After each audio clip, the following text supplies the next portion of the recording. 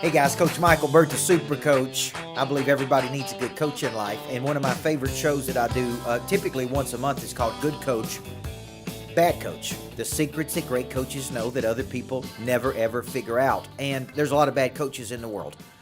And there's more bad coaches than good coaches. Most of the bad coaches don't know they're bad coaches. They're practicing bad habits. They're building mediocre programs. They're not winning at the levels they could win at. And so when you think about that, how do we know the difference between good coaches and bad coaches? Well, we look at the highest levels and we say, what is this coach doing versus this coach? Now, bad coach always blames it on the team. I don't have the team. I don't have the facilities. I don't have the administration. I don't have the fans. I don't have the recruiting budget. They're always blaming something on why they're not successful. It's never them, right? It's never them. And I can say this as a former championship coach. Coaches are some of the most paranoid people in the world. They're just paranoid. They're paranoid because people are coming at them every single day. They're trying to get them fired. They're being second guessed. Many coaches are ultra sensitive. They do have tough skin, but they're also ultra sensitive. And I've been even going back reading the book, The Making of a Coach with Nick Saban. And even Saban is sensitive. He wanted to know, does people like me? Why do they not like me? But so I want to draw some distinctions for all the coaches out there. This could include managers, leaders, coaches, anybody in a leadership position that wants to be a coach. And there's three types of people. You are a coach, you're getting coached, you don't want to coach. Today's show is about how do you develop a killer instinct in your players, in your team. Because a lot of people out there, I did a Facebook Live on this the other night, a lot of people are going to say it's nature. It's just nature. You cannot build a killer instinct into other people. It's genetic. It's DNA. Look at the family. Look at the bloodline. And that may be true. But what happens if you have players, workers, that do not have a killer instinct? What can you do as a coach when you have a player that doesn't stretch, that plays small, that accepts circumstances, that gets to a place of static or complacency? They always contracts and retreats. What do you do for that player? How do you develop a killer instinct in another person? How do you push another person? And I know, going back to my coaching days, there was all kinds of things that we did to develop the toughness in our players. We had strength and conditioning coaches that put them through a number of artificial adversity, accelerated workouts, difficult challenges, difficult things they had to work themselves out of. In essence, what we tried to do is we tried to pull out that killer instinct in them. Some players already had it, batteries included. They showed up and they took action, and that's what they did. But a lot of people didn't have it. They had been passive by nature. Now, here's what's interesting. When you look at children, they come out of the womb excited and going and getting. They have no fear. And then they hear, slow down, don't do that, be careful, you're going to hurt yourself. I know what we're trying to do. We're trying to protect them. But in some ways, we're beating the killer instinct out of them, that ability to take action. Now, how does this affect a player? There's moments that they can go for it or hold back, and they hold back. There's moments where they could take action versus watch something happen. There's moments where they could take control versus, let somebody take control. And so for you as a coach, you want to create environments that can pull out the killer instinct in people. So I think at our basic root, we all have a desire to survive. And when you put a person in a survival position, they either get up and fight or they flee. We know that psychologically. So how do you put them in situations where they have to rely on their instincts? A lot of the business things I do every single day, people ask me a lot of this question: where do you get the amount of energy you do? How do you go as hard as you do? I know you're crazy busy. And to me, that's normal to me. It's abnormal for me to just sit. It's abnormal for me to just do nothing. It's abnormal for me to contract and retreat. I believe an object at rest stays at rest unless acted on by an outside force. I believe we are that force that's creating that energy and that momentum. I believe momentum is just energy headed in one direction or another. So to me, especially as I've got older in life, my instinct tells me, my gut tells me to take action, create something, move forward. It doesn't tell me to sit, be a secret agent, not take action.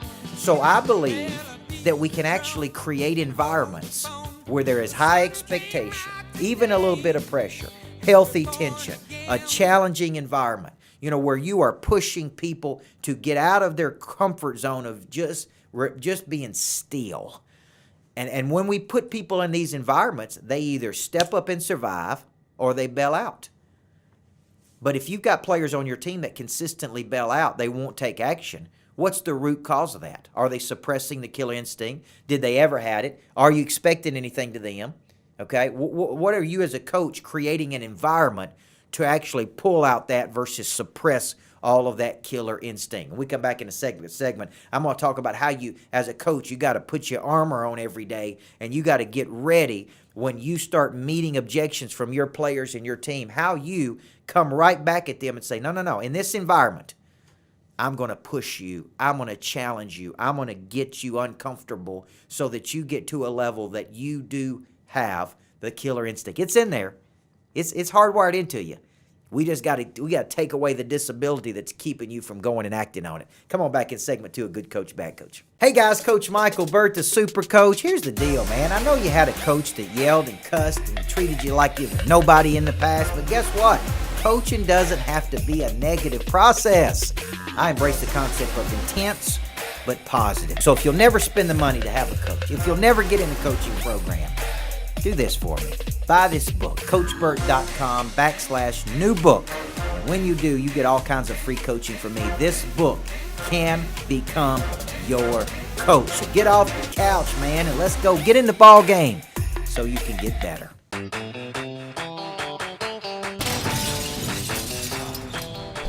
All right, welcome back. Good Coach, Bad Coach. Coach Michael Burt, the Super Coach. And what do you say? What does this guy know about winning? Hey, I've won about 76% of my games when I was a coach. Took a program that had never won, turned it into a championship program. Wrote a book with the Hall of Fame coach called The Anatomy of Winning, how to engineer people to win. Coached thousands of people out there in the world. Built $1 million plus company from scratch and nothing. And a lot of it's been on one thing, killer instinct. Taking action versus being acted upon. Okay? Are you the puncher? Or are you the counterpuncher? Are you pushing? Are you getting pushed? Okay? Are you attacking or are you getting attacked? Are you on offense or are you constantly playing defense? So as a coach, here's what I have come to believe. It may be nature. That there are people out there that have passive personalities that will constantly retreat versus go and take action. But what can I do as a coach? Okay? What can I do? So here's 5 things you can do as a coach to pull out the killer instinct of another person. You can create opportunity where there appears to be no opportunity. The old saying is, hey, when opportunity knocks on the door, we let it in for dinner. That's old, man.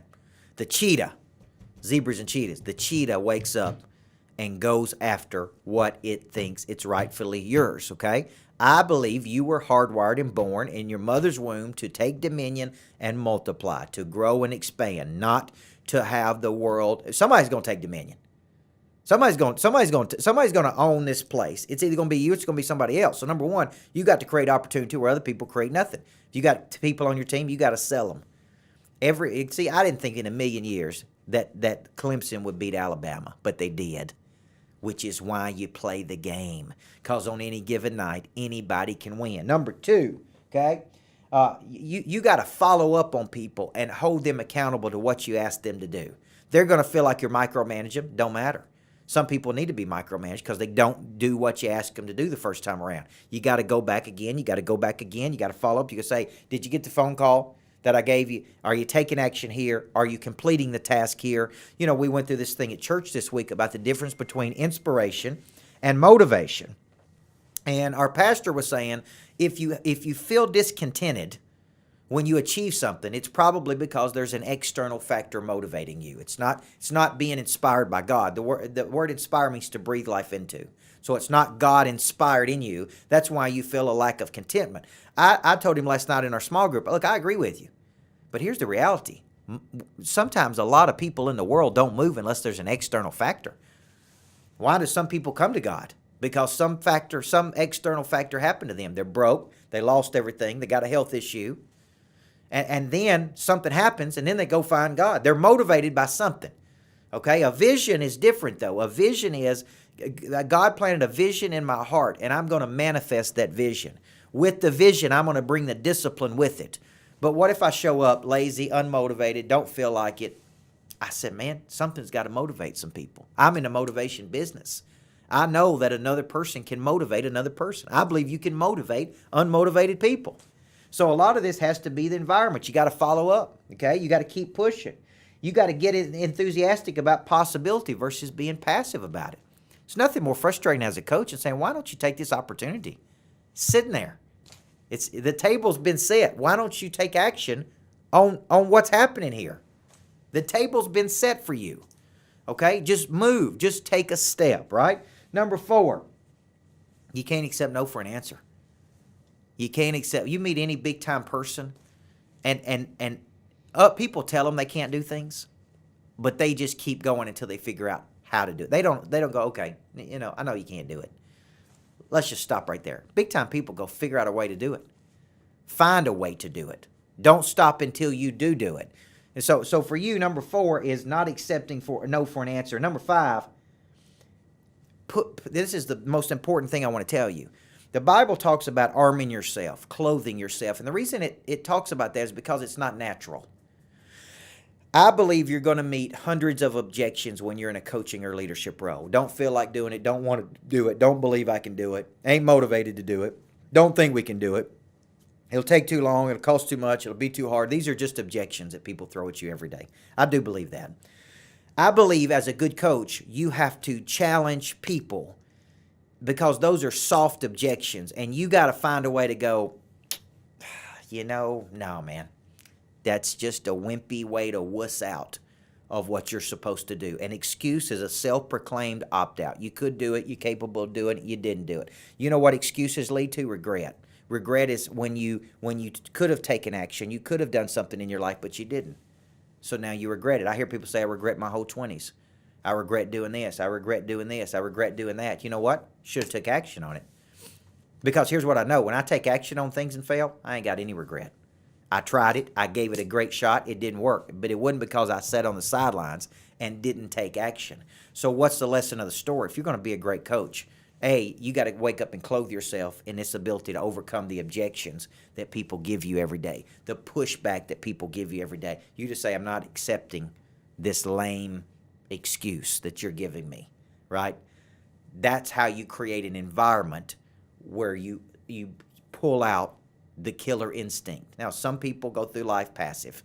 Life passes them by. They spend a lot of time complaining about it. They never take action on anything. Hey, what do you do with those people? They are not in an environment of high pressure, expectation, and accountability. And because of that, they just don't get anything done, man. And they probably will never put themselves in that environment. It's the whole concept of the two roads, one diverged, and I took the one less traveled on. That's just the resistant road, man. The one less traveled, for some reason, Robert Frost didn't tell it this way, the one less traveled is the one with the most resistance. That's just the fact, okay? You're going to meet the resistance. So for you, if you're going to be a good coach, what are you going to do? You're going to create environments where your players have that killer instinct and they're getting back to their childlike nature and they're being instinctual on how they should take action versus play from a scared and protective and scarcity mindset. I'm Coach Michael Burt, the Super Coach. One time a month, good coach, bad coach. Download this on podcast, Stitcher Radio, Podcast Republic, and you can also get it on my YouTube channel, Coach Michael Burt. Over 100,000 minutes watched typically a month. So I'd love for you to dig in and come back and watch some video with us. Are you a good coach or are you a bad coach? And does your team have that killer instinct? Hey, I'm talking to you. You've been lazy. You hadn't reached your potential. Everybody around you sees something in you, but you're not getting there. You're not getting it done. You know what you need? You need a good coach. And if you're too cheap to spend the money to get in a real coaching program, the best thing I can give you is my new book, Everybody Needs a Coach in Life. This book can become your coach. This book is 25 years of my best stuff to help you get to a better place in your life. And guess what? I throw in a lot of coaching for free. Go to CoachBurton.com/new book and understand what an intense and positive coach can do for you.